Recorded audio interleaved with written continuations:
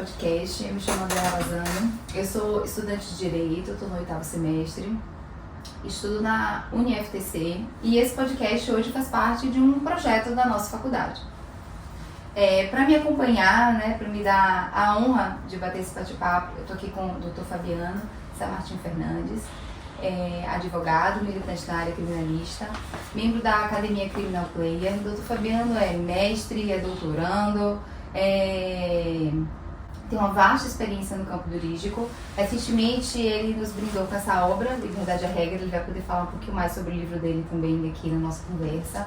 E depois de uma leitura do livro, eu posso até dizer que o Dr. Fabiano é um pensador contemporâneo, que nos brinda, né, contribui, na verdade, com a doutrina, especialmente na área criminalista, com algumas ideias que estão sempre em voga. Vai e volta o tempo e a liberdade acaba sendo sempre uma discussão extremamente relevante e necessária. Então, peço que você fique com a gente, vai ser um bate-papo leve, gostoso, lembrando que, assim como eu, né, que estou nessa posição aqui de estudante, de querer conhecer mais, né, beber um pouquinho mais dessa fonte, acho que você também vale a pena ficar aí para poder conhecer um pouquinho mais com a gente. Doutor Fabiano, muito obrigada por estar aqui, por me receber aqui na sua casa. Sei que esse lugar é muito especial para você e eu sintetizei um pouquinho a sua trajetória, mas eu queria que você contasse um pouco da sua história, né, do seu caminho. Fabiano, que resolveu entrar na faculdade de Direito, que se formou, tem uma experiência profissional larga de muitos anos, até chegar aqui onde você chegou, né? Dividir esses pensamentos no estudo que você fez no mestrado, né? Que acabou transformando no livro. Então, eu queria que você contasse um pouquinho dessa sua jornada dentro do direito. Bem, para mim, primeiro, é grande satisfação participar desse projeto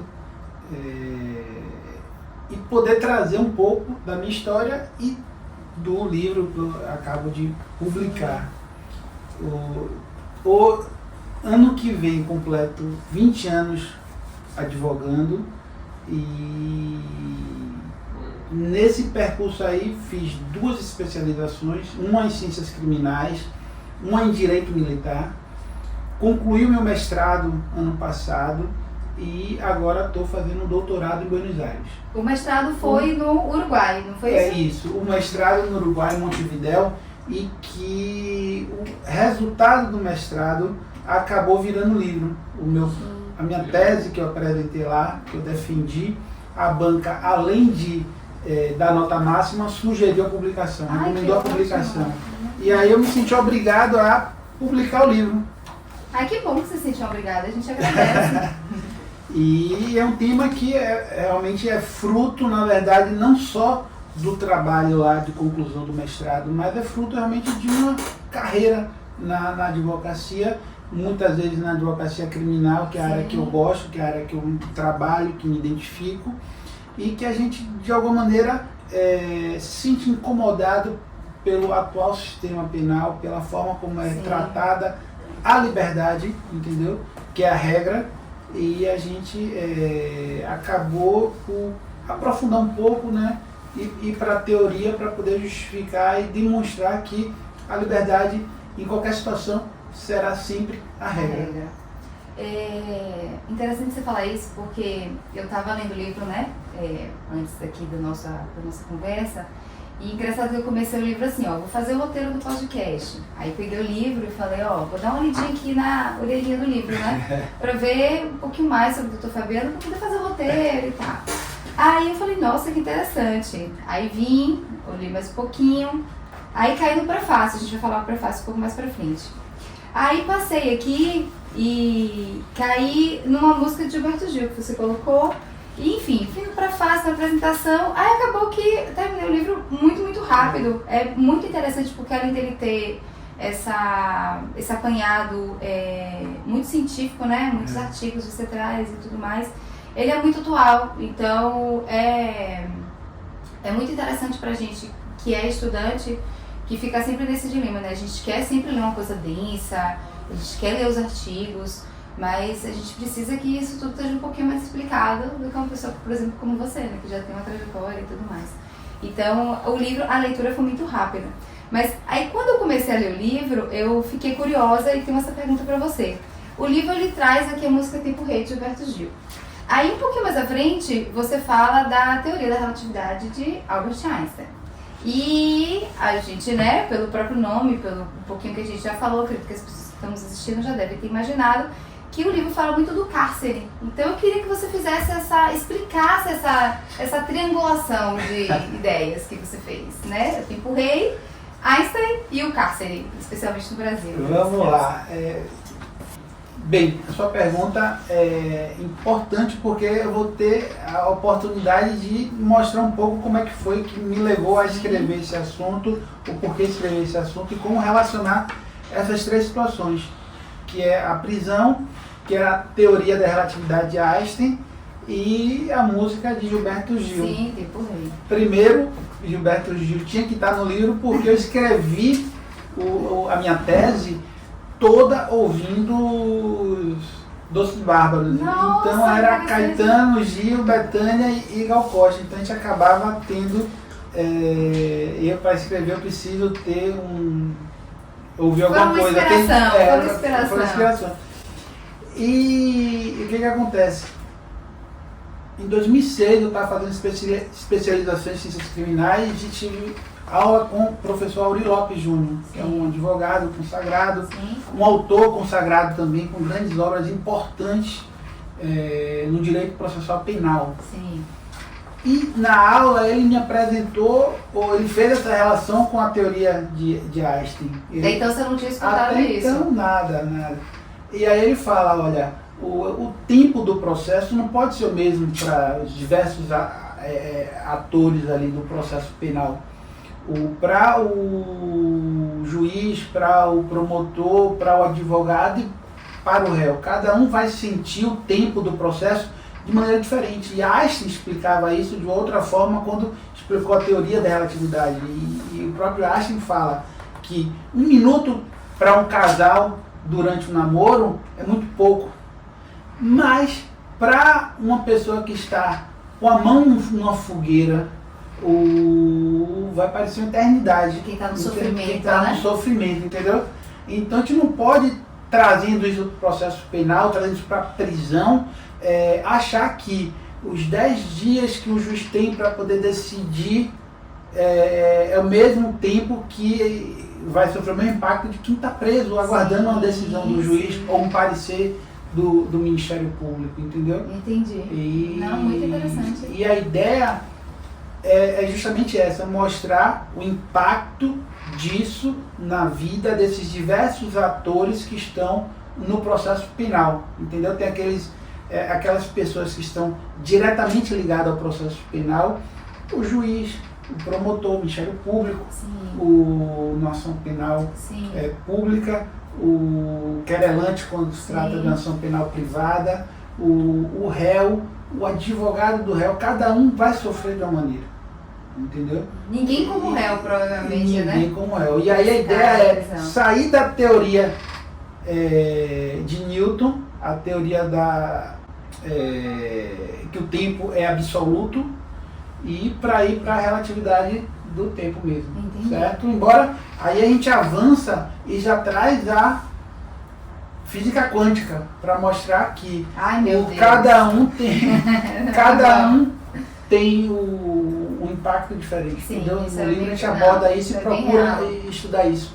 E aí eu falo também... E você ainda comenta, se eu não me engano, das pessoas que estão no entorno do processo, que não são parte do processo, mas que sofrem, a família que sofre junto, né?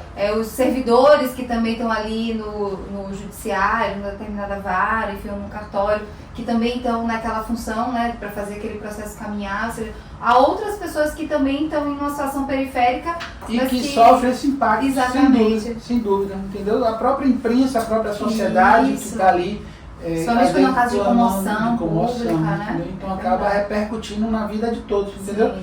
E o processo penal precisa pensar que o tempo de quem está preso, e principalmente o livro é sobre isso, certo? Prisão preventiva. Sim. A gente não está tratando da prisão de uma execução penal, onde já há um condenado. A gente está tratando, e é importante fazer esse recorte, daquela pessoa que ainda não tem ou não sabe se terá uma sentença penal condenatória irrecorrível e que lhe tirará a condição de inocente ou presumivelmente inocente de condenado, de culpado. Sim, entendeu? Sim, isso é importante destacar. E aí no livro eu trago também, e não vou poder explorar muito isso, e fica até bom gostinho para ver se as pessoas se estimulam a ler o livro, Sim. de que o esporte já está, como eu entendo, na frente do processo penal, na frente do processo em relação à análise do tempo, certo?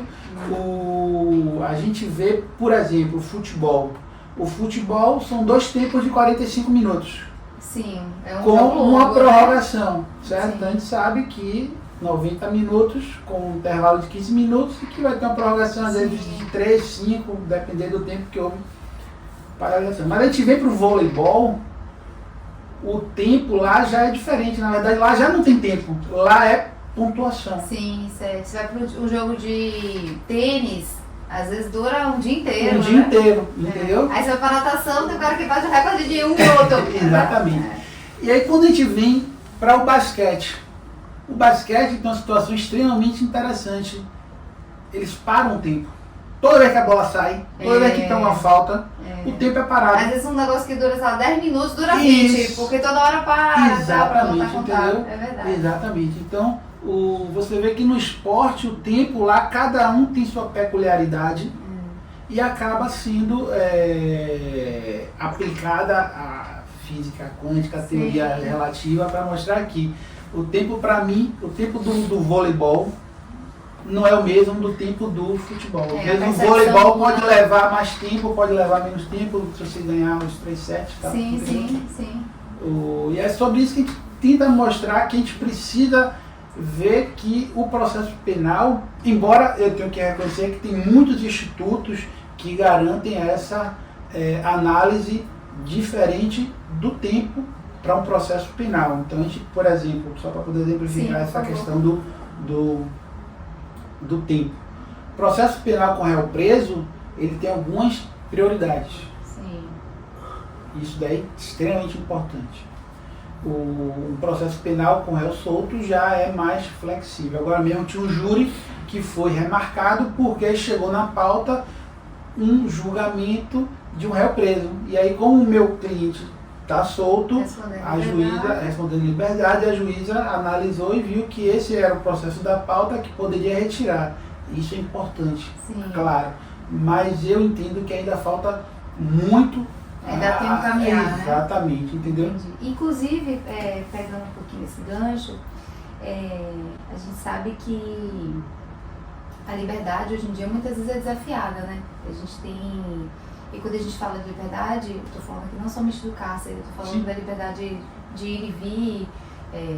Hoje em dia a gente vê muitas informações. Há um tempo atrás se discutiu liberdade de ir à praia. Vai privatizar a praia, não vai privatizar a praia. Direito das pessoas transitar livremente na praia, não é? Aí você vê a questão do Twitter, X, liberdade, pode se expressar, não pode barrar o Twitter, não pode. Então, quando a gente fala de liberdade, a gente fala de liberdade de uma forma muito ampla, né? São muitas questões. Mas, trazendo um pouquinho mais para o contexto do seu livro, o que eu percebo é que, muitas vezes, a liberdade está muito vinculada a questões sociais, né? E eu queria que você convidasse um pouquinho o nosso público, nossa audiência, a refletir um pouco mais sobre a sua percepção. Claro, muito fruto da sua formação profissional, da sua experiência profissional. A sua percepção sobre a liberdade conectada com essa ideia de questões sociais, né? Especialmente hoje, né, no Brasil. Hoje a gente vive aonde mora esse disparate, assim, né? Essa distância de você ver uma pessoa que às vezes vai presa porque cometeu um crime, né? Às vezes, enfim, um crime simples, e uma pessoa que cometeu um crime de milhões está solta. E a gente vê isso muito ligado a questões sociais, né? Então... O mestrado era em criminologia lá em Montevidéu. Sim. Então, o olhar que eu precisava trazer era pegar uma escola criminológica para poder estar abordando e desenvolvendo o tema. E aí a gente estudou, pesquisou, e eu fui em Alessandro Baratta, um italiano, já falecido, que escreve sobre a criminologia crítica. E ele basicamente defende, aponta que o direito penal tem que ser reformulado do jeito que está, não serve. Ele fala isso especificamente, você falou que ele é italiano, né? Isso. Especificamente na Itália, ou ele fala isso de uma forma De um modo geral, um pensador contemporâneo com ideia, exatamente. Todo mundo, né? Exatamente. A Itália tem o próprio Baratta, tem Ferraiolo, que são pessoas que escrevem e pensam o processo penal de uma maneira diferente, entendeu? E que eu me alinho bebe dessa água. Exatamente, entendeu? E Baratta falava uma situação seguinte: o direito penal tem que ser trocado por outra coisa. Não um novo direito penal, mas algo melhor do que o direito penal. Entendi. Certo? Já trazendo uma teoria ali que é muito do direito penal mínimo, do abolicionismo penal. E Baratta, a criminologia crítica, fala que a prisão hoje não é o lugar que vai corrigir as pessoas. Que se engana quem pensa que a prisão foi feita para poder corrigir, para poder reeducar. Não. É um instrumento de neutralizar o inimigo. Sim. Certo? E hoje a gente está numa sociedade... É um castigo, é um né? castigo.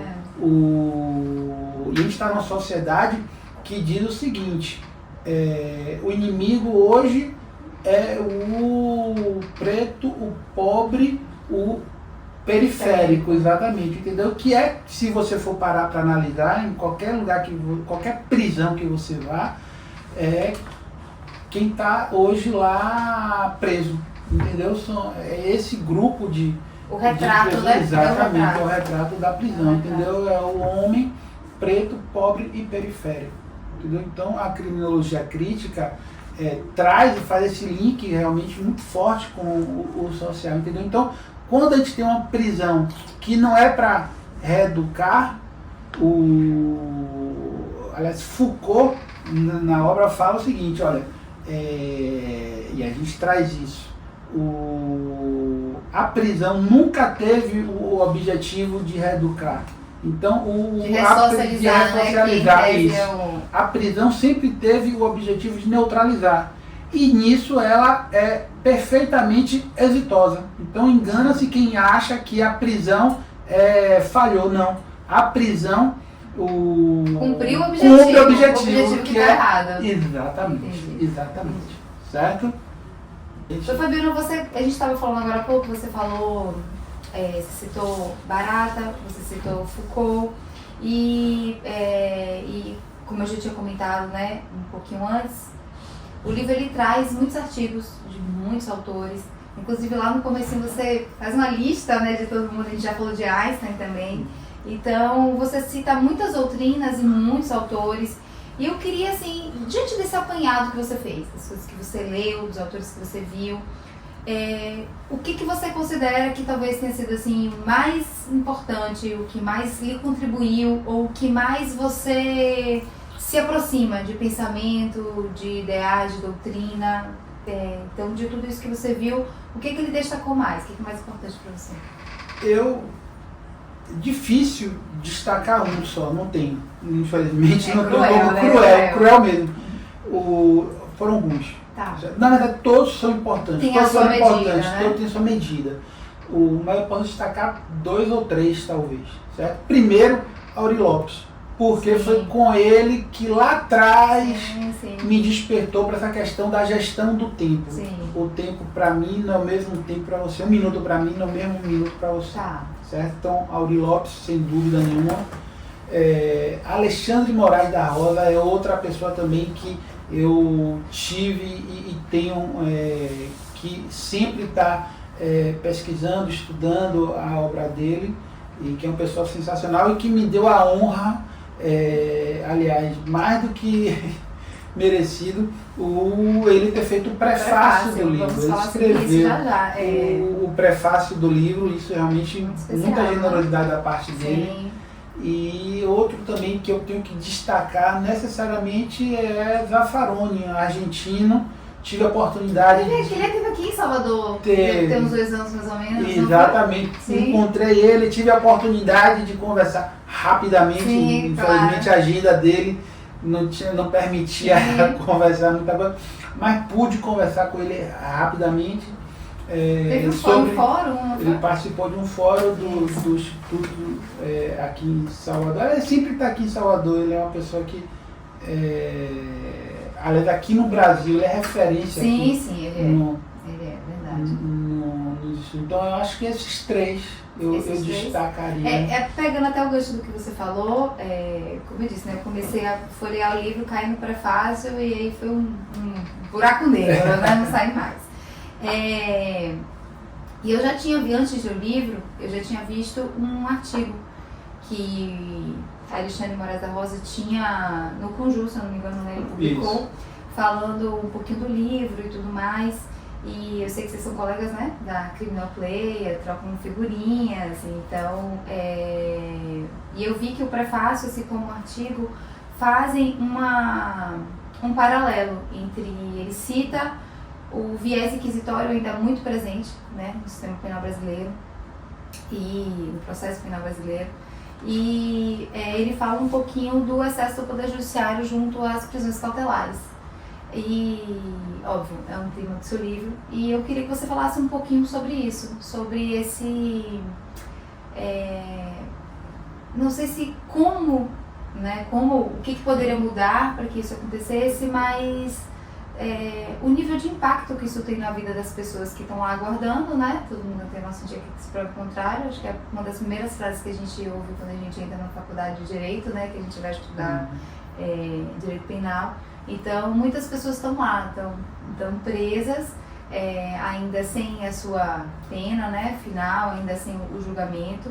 E queria que você falasse um pouquinho sobre isso, né, sobre esse viés inquisitório, que eu ainda acho que é presente, mas é uma opinião pedestre minha, né, de estagiária, de estudante ainda. E queria que você falasse um pouquinho sobre essa analogia. Você está certa. Hoje o processo penal, inclusive, está já na lei. O Código de Processo Penal foi modificado para poder trazer as bases de um sistema acusatório. Sim. Certo? Em que o juiz, no processo acusatório, é equidistante entre as partes e não vai atrás da prova, ele não produz a prova. Certo? Ele é o destinatário da prova, mas ele não produz a prova. No sistema acusatório. No sistema acusatório. Isso. Já no inquisitório, o juiz é aquele que vai atrás da prova, acusa e julga, o que é fruto de um sistema medieval e que naquela época o juiz era o senhor e era o que acusava, era o que condenava, era o que executava a pena. Sim. Só que isso mudou, a sociedade mudou, a sociedade evoluiu e hoje o sistema acusatório é o que deve reger. Mas eu digo que você está certa porque, infelizmente, há ainda quem pense, quem defenda e quem acha no sentido de que o juiz é aquele que vai atrás da prova. Então o que acontece? Com a prisão ou com o sistema penal do jeito que está, se desprendendo ainda desse sistema inquisitivo, a gente vê ou sente a necessidade de pensar o direito penal de uma maneira que seja mais efetivo, em que a prisão seja a regra. A gente tem, e eu trago no livro aí, na verdade, vários princípios, mas destaco 2 princípios constitucionais que são verdadeiras garantias fundamentais, que é o princípio da dignidade da pessoa humana, e todo encarcerado é pessoa e deve ser tratado com toda a dignidade, mesmo preso, mesmo aquele que tenha cometido o crime mais hediondo que seja. Certo? Não vivemos mais numa época em que a vingança deve prevalecer, em que tem que coloca a pessoa o lá castigo, no calabouço, né? Exatamente, entendeu? Então eu defendo que o sistema penal deve ser repensado, da forma como está, não serve, não atinge o seu propósito. Tem que ser mudado de alguma forma, né? Tem que ser mudado de alguma inclusive, forma. Essa era então, já ia me perdendo. Não, pode falar. Eu falei 2 princípios. Então, da dignidade da pessoa humana E o segundo, que é extremamente importante, que é o da presunção de inocência. Sim, claro. De que ninguém pode ser considerado culpado antes do trânsito e julgado de uma sentença penal condenatória. Imagine, isso também foi algo que durante o exercício profissional me deparei diversas vezes, uma pessoa acusada de um crime, encarcerado no decorrer do processo, na instituição processual, e depois absolvido.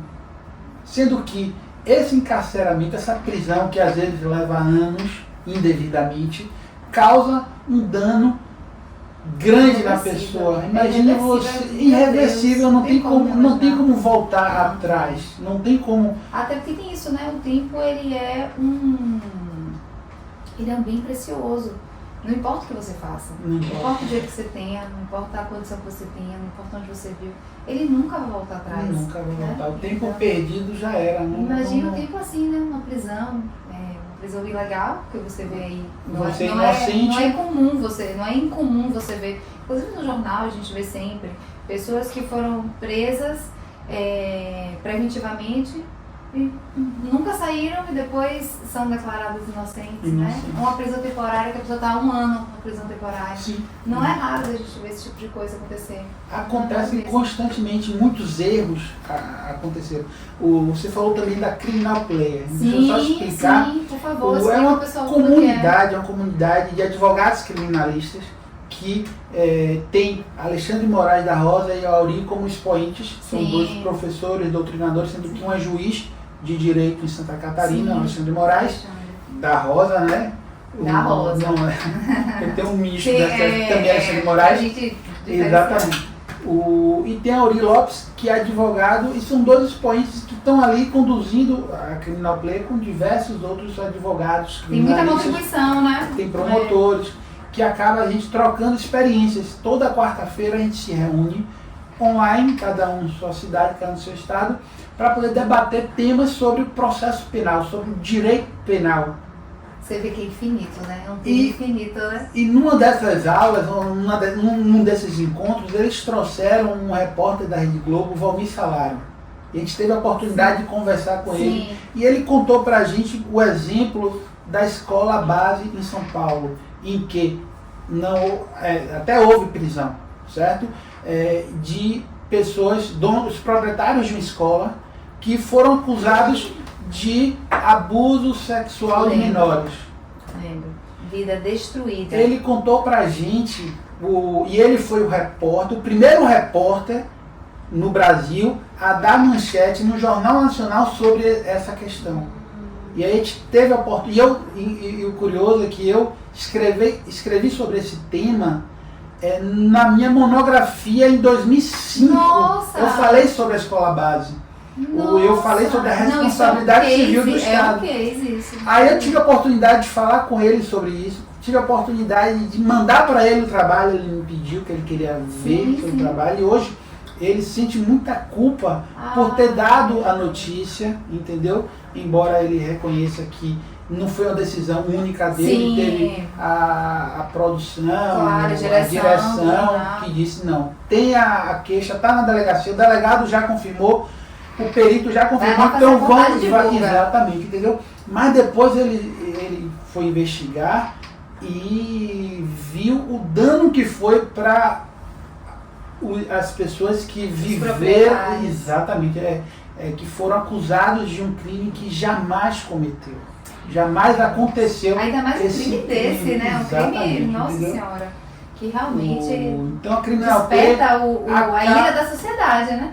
Exatamente. A pessoa fica de acusado, na verdade ele passa a ser vítima, não só porque foi acusado de um crime que não cometeu, mas vítima porque a sociedade fica enfurecida, né? Fica embrasada, querendo ver essas pessoas presas, e eles devem ter ouvido muitas coisas feias, né? Muitas ofensas e tudo mais. E aí depois ele sugeriu, e eu também sugiro a quem tenha curiosidade sobre o tema da prisão devida, responsabilidade civil do Estado, tem um documentário que ele fez e que, na verdade, o filho de um dos proprietários, entendeu? Falou que a família não tomou raiva do delegado, não tomou raiva do juiz que prendeu, certo? Que concentrou toda a raiva para o repórter, para Valmir Salaro, que foi o primeiro que falou. E sabe que depois que ele falou na Globo, teve uma repercussão gigante. Saiu na Globo. Saiu na Globo, verdade, e ele que foi a voz e a cara da reportagem tomou raiva. Então depois, né, desse documentário que eu assisti, depois que eu conversei com ele, que ele indicou, ele encontra com a família, já que os proprietários já são falecidos. Então ele encontrou com o filho. Sim. E como foi? Ele se desculpa e foi emocionante para os dois, entendeu? Ou seja, reescrever uma história do passado, entendeu? Que bom que ele teve pelo menos a oportunidade de se retratar, mas infelizmente isso ainda é recorrente. A gente vê os noticiários, a gente vê as pessoas na rede social. Eu não sou ninguém, eu tenho 1000 seguidores, eu vou dar minha opinião aqui. E a gente não sabe até que ponto essa opinião, né, chega no outro, interfere na vida do outro e ceifa a liberdade de uma pessoa que não cometeu, ou que se cometeu, deve ser, né, recolhido, deve ser encarcerado no momento correto do processo penal. No momento correto, no tempo correto. E da forma correta. E da forma correta. E da forma correta. Tá, né? Não tá, exatamente. Eu abri um parêntese, a gente está divulgando um livro, deixa eu até mostrar aqui, A Liberdade é a Regra, mas eu tenho outro livro, inclusive está disponível na Amazon também, que é fruto do meu trabalho de conclusão da especialização em ciências criminais.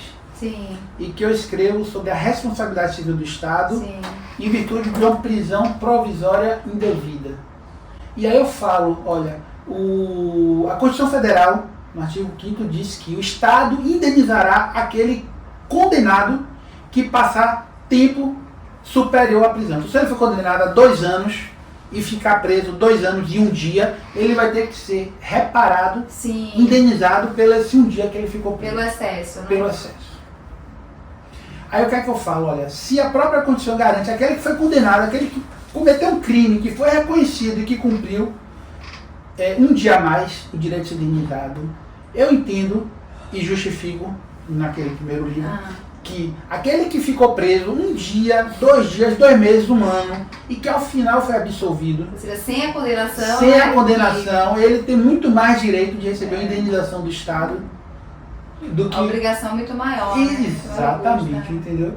E aí eu desenvolvo lá e justifico, falo também que, independente do motivo da sentença, às vezes, prescreveu, mas se prescreveu foi por inoperância e ineficiência do Estado, que tem a obrigação de apurar. Quando o Estado atrai para si essa responsabilidade, o juiz puniente, ele tem que apurar no tempo razoável.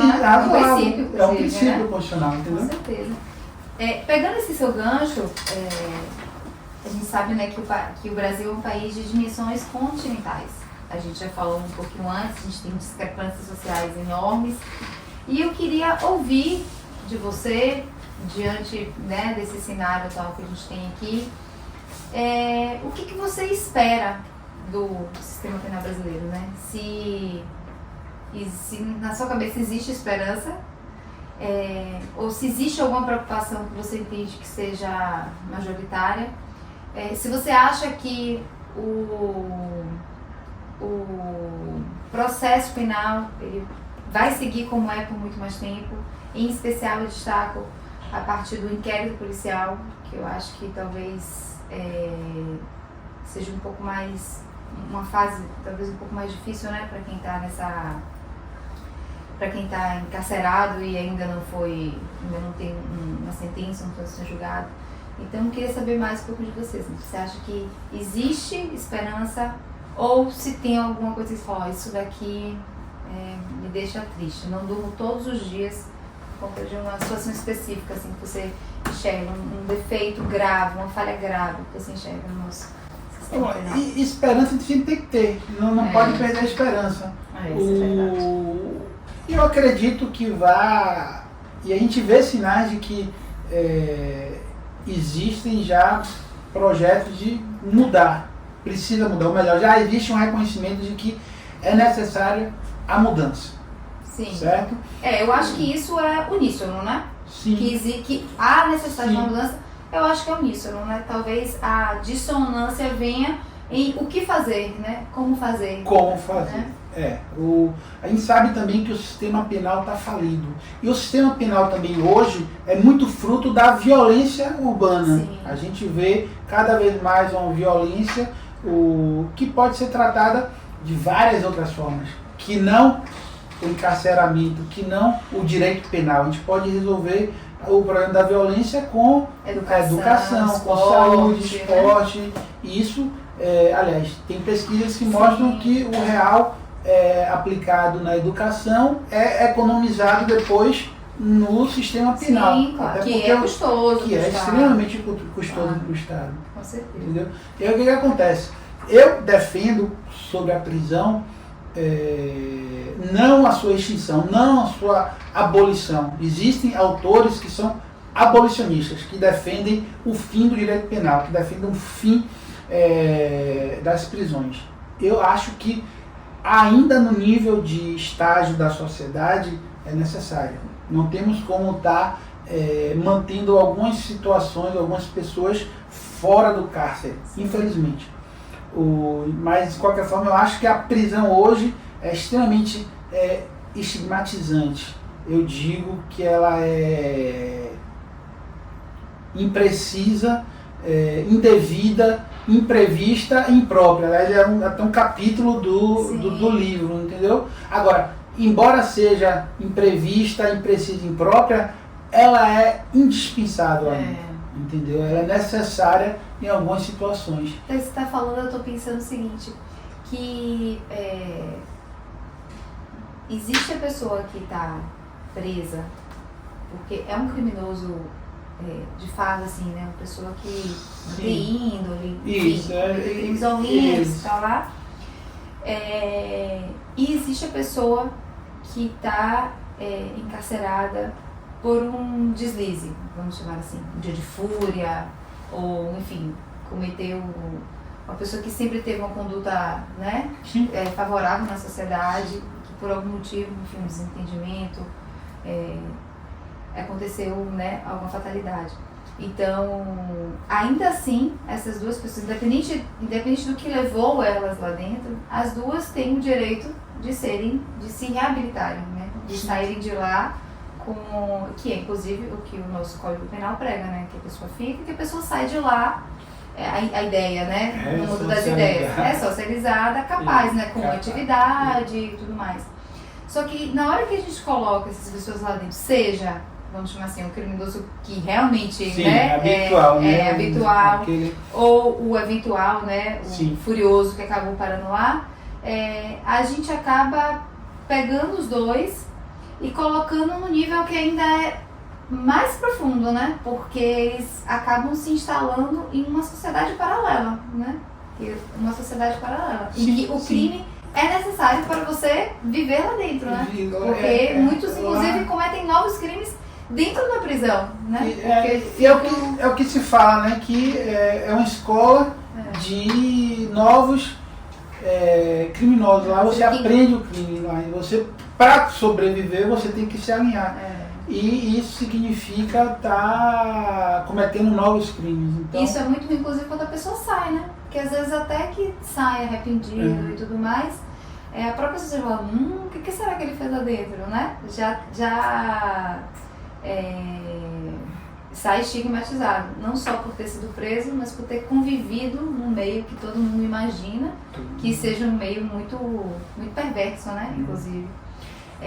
Doutor Fabiano, muito obrigada. Cruel. Me faça alguma colocação a mais que você queira, por favor.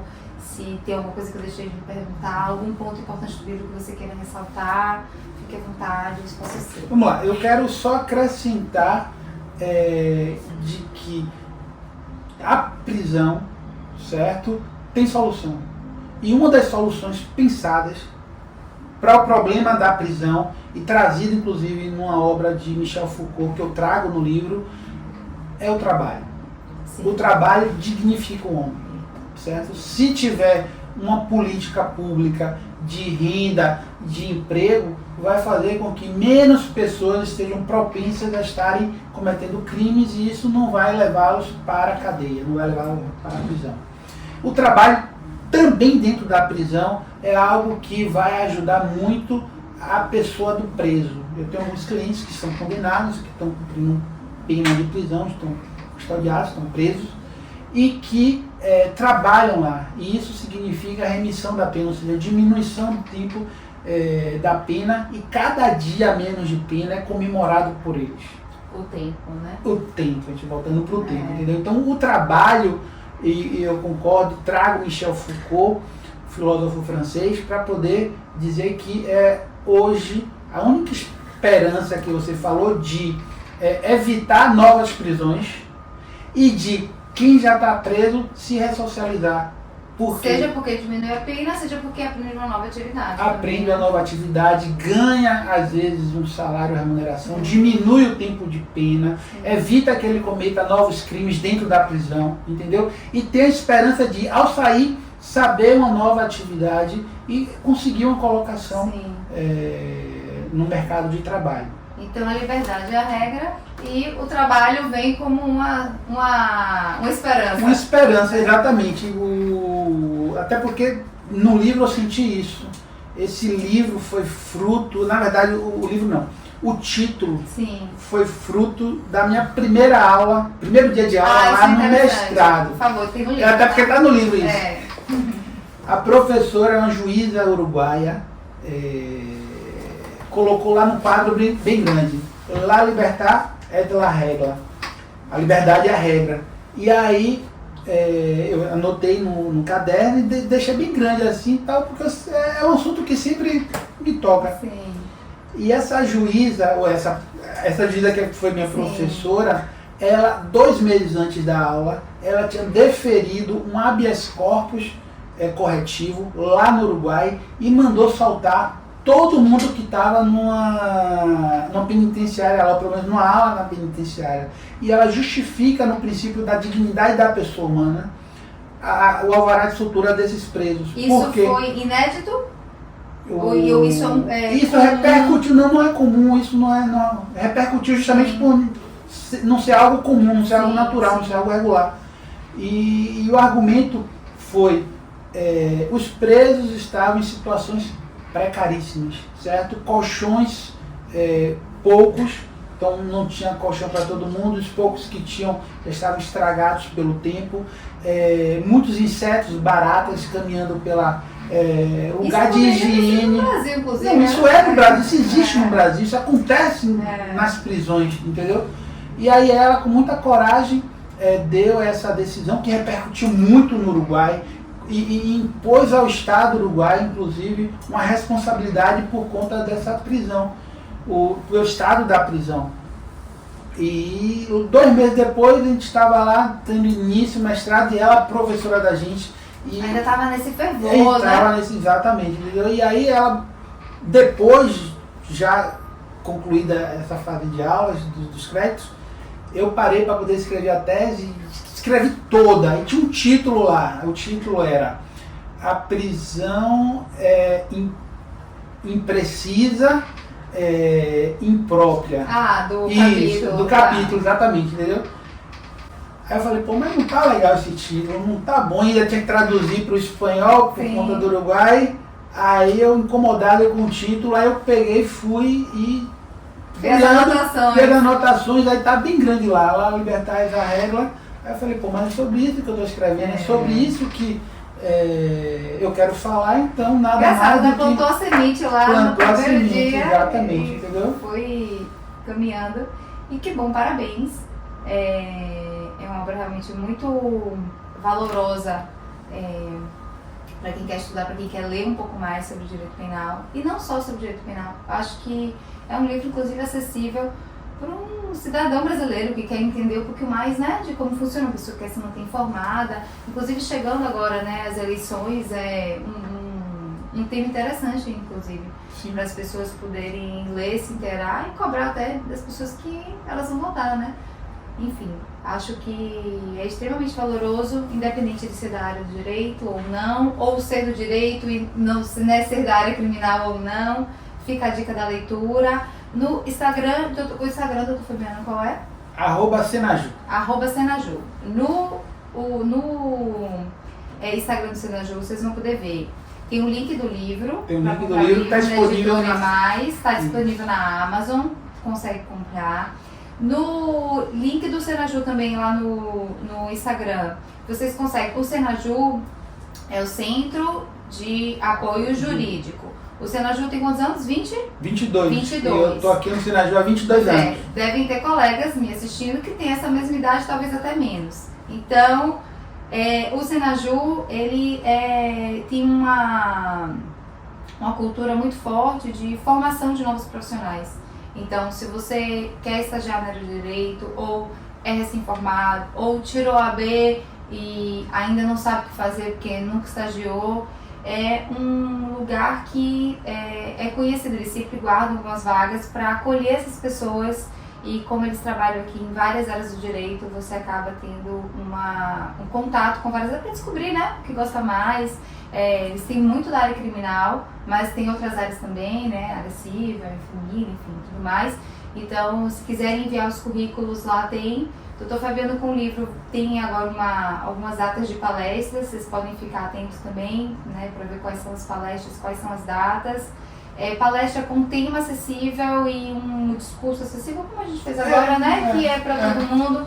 Não é uma palestra, né, doutrinária, mas traz a doutrina, mas é uma conversa atual, contemporânea e acessível. Então, vale a pena acessar o Instagram do Senaju para poder ficar atento a essas informações. E, Fabiano, muito obrigada pela sua generosidade, pelo seu tempo, pelo, né, nos acolher aqui no seu escritório, para você é tão especial. Obrigada a todo mundo que nos ajudou. Deixo um agradecimento também aqui à faculdade por abrir um espaço, né? A gente vai descobrir coisas que a gente não sabia que a gente sabia fazer. Isso é muito legal. E é isso. Muito obrigada. A gente se vê na próxima. Valeu, obrigado também.